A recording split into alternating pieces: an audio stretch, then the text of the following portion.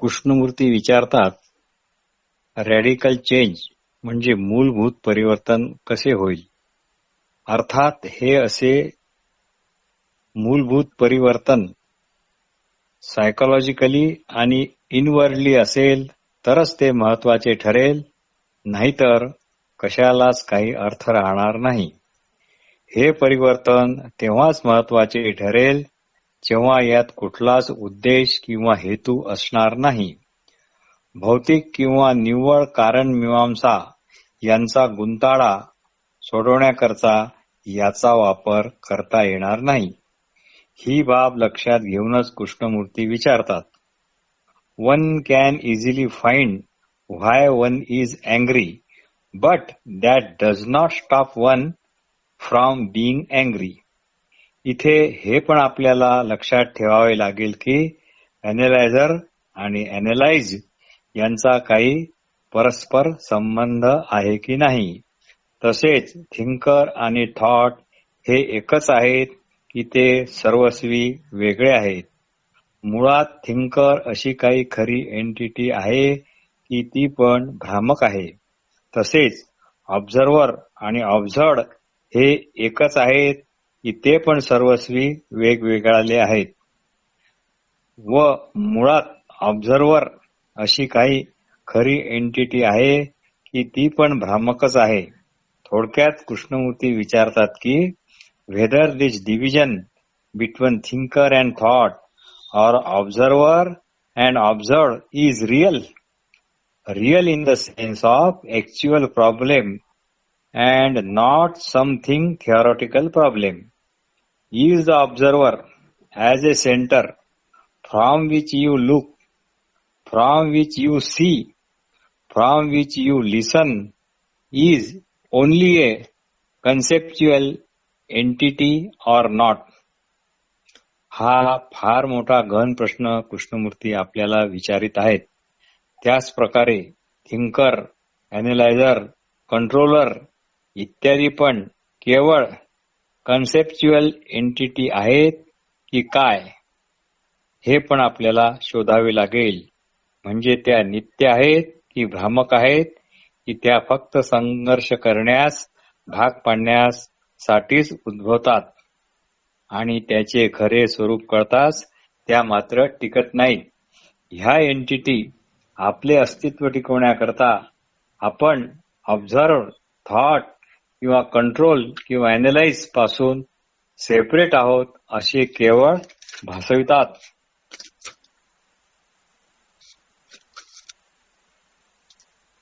मग ते the observed may be greed, anger, envy, etc., etc. When one says one is angry, is the anger different from the entity who has separated himself from the anger? Is anger different from the entity who knows he is angry? Is violence separate from the observer? Is not violence a part of observer? Krishnamurthy मुद्दाम असे प्रश्न आपल्याला विचारतात, कारण आपण हे प्रश्न कधीच स्वतःला विचारलेले नाहीत. कारण अगदी सुरुवातीपासून जन्मतः म्हणा आपण कंडिशन झालेलो आहोत. व मी वेगळा, माझा राग वेगळा, मी वेगळा, माझे विचार वेगळे, मी दमन करणारा आणि वासना, कामना हे माझ्याकडून दमन होणारे घटक, अशा प्रकारे एका सनातन कंडिशनच्या जाळ्यात संपूर्ण मानवजात अडकली आहे असे कृष्णमूर्ती म्हणतात. त्यामुळे या ठिकाणी आपला जरी डायरेक्ट दोष नसला, आपली काही चूक नसली, तरी आपली चूक इतकीच आहे की याबाबत आपण कधी तपासणी केली नाही, याबाबत कधी प्रश्न उपस्थित केले नाहीत आणि जिज्ञासा दाखवली नाही.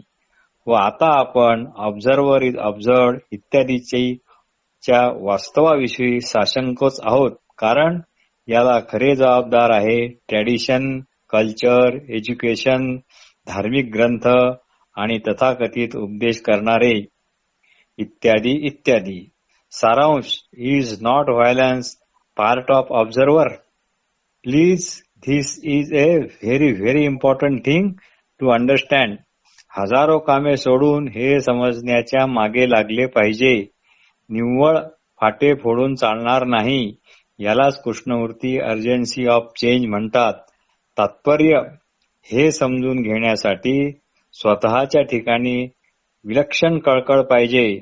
जगातील कुठलीही व्यक्ती, ग्रंथ, ध्यान पद्धती हे तुम्हाला समजून सांगण्यास सर्वस्वी असमर्थ आहेत. अगदी कृष्णमूर्ती पण. कारण ते फक्त आपल्याला प्रश्न विचारून आपल्या ठिकाणी जिज्ञासा जागवतात. यापेक्षा ते जास्त काही करू शकत नाही. कृष्णमूर्तीची शिकवण कठीण आहे म्हणून उगीच डांगोरा पिटला गेला आहे. जणू बाकी सर्व काहीच कठीण नाही, अगदीच सोपे आहे अशा अर्थाने. प्रामाणिक जिज्ञासा आणि कळकळ असेल तर एवढे काही ते कठीण नाही. आणि शिवाय नाही जमले तर नाही जमले, कुठे परीक्षा द्यायला थोडीच जायचे आहे. आपल्याला कृष्णमूर्तीवादी पण व्हायचे काही काम नाही. बरे असो, तर मुख्य प्रश्न असा आहे की जेव्हा रॅडिकल चेंज विषयी आपण विचार करतो, म्हणजे the central thing to understand when we are concern with the question of immediate psychological change, not change in some future state or in future time, but now in the present moment. He is the observer, the me, which is illusion, different from the thing which he observed.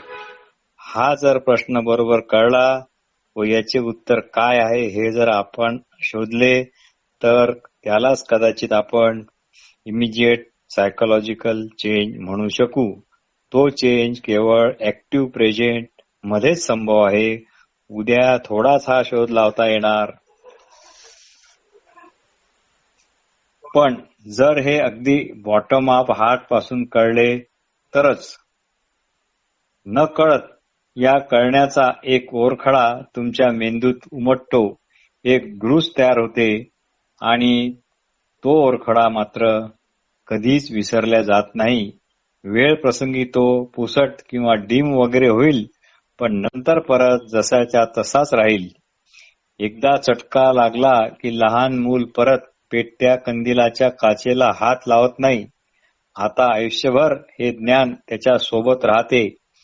हे त्याला जे कळते ते केवळ बौद्धिक स्तरावर कळले, खरे कळले नाही असे आपण म्हणू शकतो काय?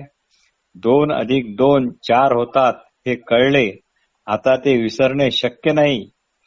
मग आपण म्हणू शकतो काय की ते तुम्हाला केवळ बौद्धिक स्तरावरून कळले, खरे काही कळले नाही.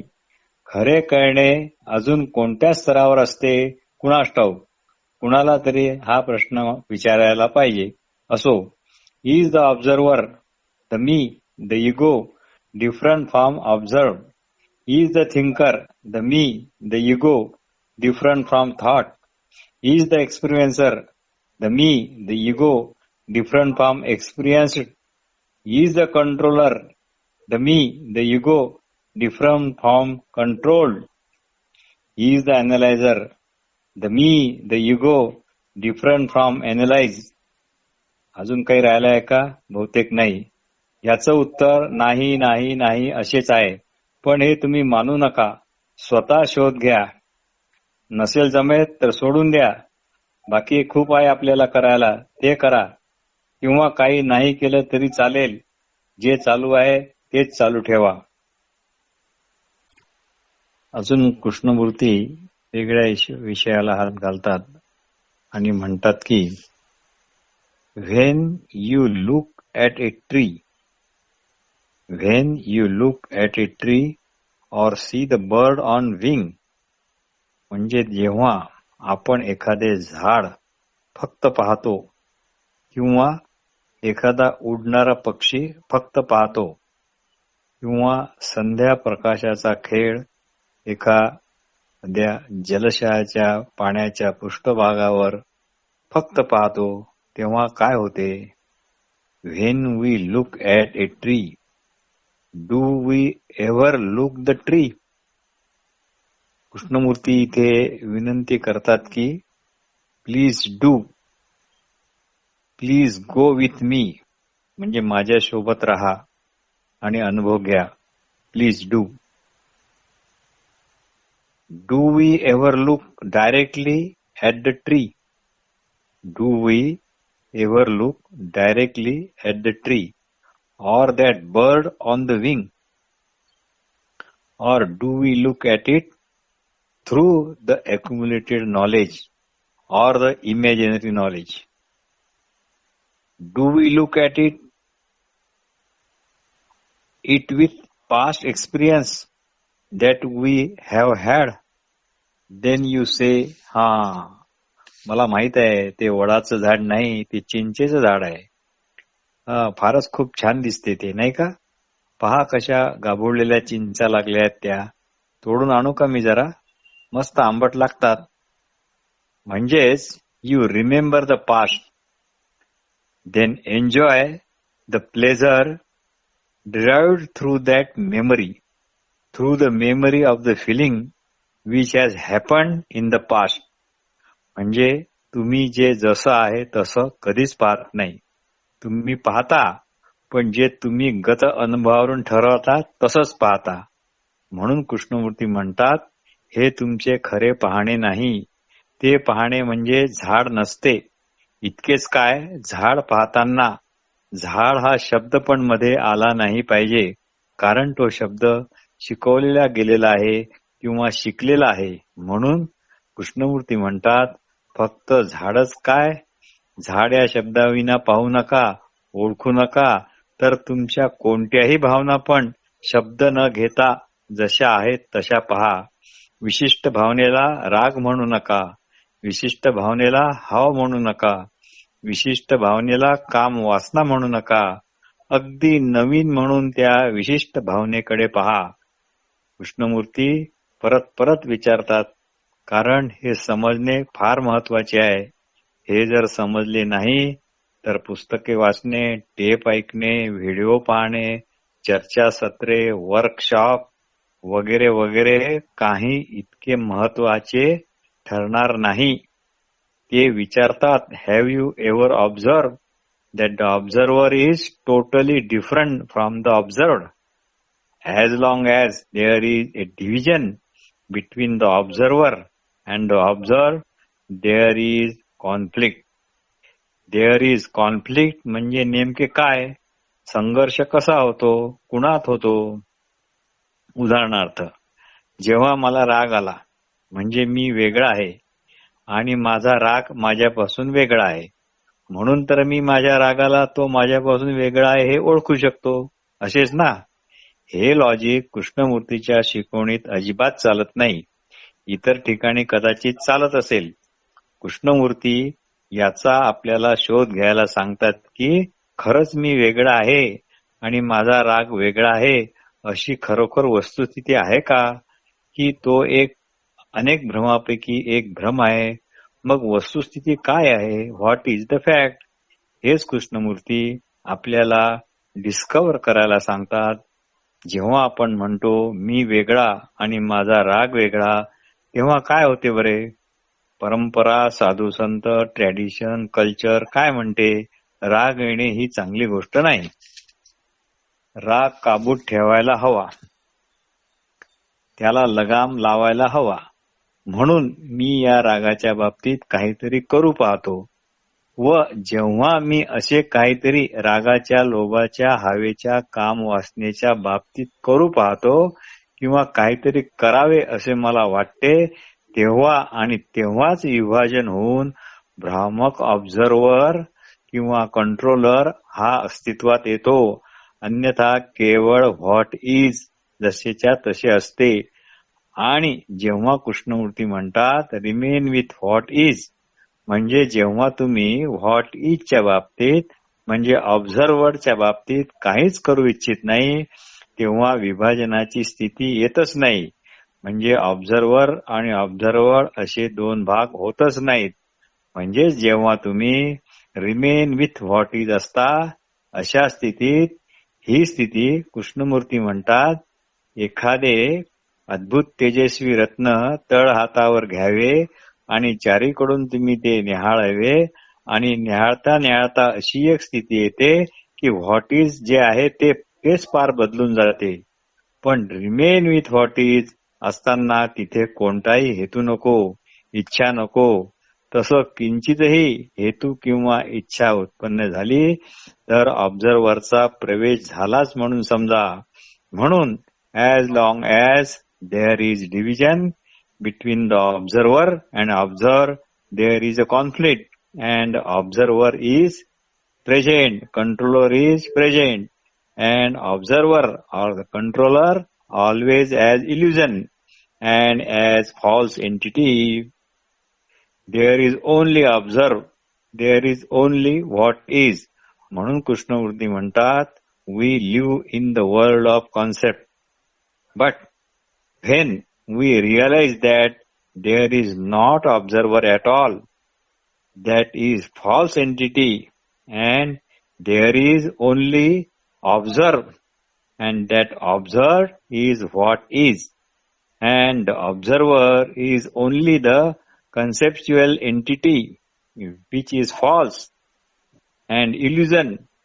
When we understand all the network of thought and remain with the fact that is anger, etc., etc., means what is, then the conflict automatically ceases without effort and voluntarily, without जप तप ध्यान धारणा इत्यादी इत्यादी. आता एखादी व्यक्ती इथे असा प्रश्न विचारू शकते की how can we know oneself without being or without observer. म्हणजे can I know myself without the observer. Krishnamurti म्हणतात हा प्रश्नच मुळात चुकीचा आहे, कारण तुम्ही आता अगोदरपासूनच खरे ऑब्झर्व्हरला खरे मानून चालले आहात आणि आता विचारता without observer how can we know anything including observer is observed. When one ask can I know myself without the observer, इथे प्रश्न असा आहे की can I know myself without the observer, see what take place. Krishnamurti म्हणतात to learn about myself and to know about myself are totally two different things. Learning is constant, not accumulative process, and in learning myself is a changing all the time, because to learn is not something related to the past or the future. So I cannot say I have learned. There is a constant state of learning. Therefore learning is always in the active present, always fresh, not a state with the accumulated knowledge of yesterday. So there is only learning, not acquiring knowledge. Then one becomes extraordinarily alert, extraordinarily aware, and sharp to look. So I can never say I know about myself, because myself is something that is always changing all the time. Learning is constant active process in the very present. It is not a matter of having learned. To learn about myself, there must be freedom to look without any image or opinion, and this freedom to look is denied when I look through the knowledge of yesterday, which is loaded with images and opinions, like and dislikes and so on. म्हणून परत परत सांगावे वाटते, कृष्णमूर्तीची शिकवण कठीण कठीण म्हणून बदनाम करू नका व जिज्ञासूची दिशाभूल पण करू नका. फार तर असे म्हणा, मला खूप कठीण वाटते कारण मी मनापासून प्रयत्न केला नसेल कदाचित. कृष्णमूर्तींनी एखाद्या दुसऱ्या ठिकाणी म्हटले असेल की मला समजणारी 5-10 माणसे भेटली असती तरी खूप होते. हे कृष्णमूर्तीचे वाक्य मोटिवेटेड स्वरूपाचे होते, पण ते निगेटिव्हली घेऊन कृष्णमूर्ती समजा कठीण आहेत असा लोक डांगोरा पिटतात. ह्या किट्टात लोकांना जिज्ञासूंना ठरू द्या की खरंच ते कठीण आहे की सोपे आहे ते. धन्यवाद.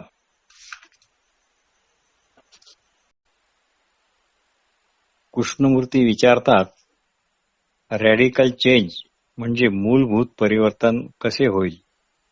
अर्थात हे असे मूलभूत परिवर्तन सायकोलॉजिकली आणि इनवर्डली असेल तरच ते महत्वाचे ठरेल, नाहीतर कशालाच काही अर्थ राहणार नाही. हे परिवर्तन तेव्हाच महत्वाचे ठरेल जेव्हा यात कुठलाच उद्देश किंवा हेतू असणार नाही. भौतिक किंवा निव्वळ कारणमीमांसा यांचा गुंताळा सोडवण्याकरता याचा वापर करता येणार नाही. ही बाब लक्षात घेऊनच कृष्णमूर्ती विचारतात, one can easily find why one is angry, but that does not stop one from being angry. इथे हे पण आपल्याला लक्षात ठेवावे लागेल की अॅनालायझर आणि अॅनालाइज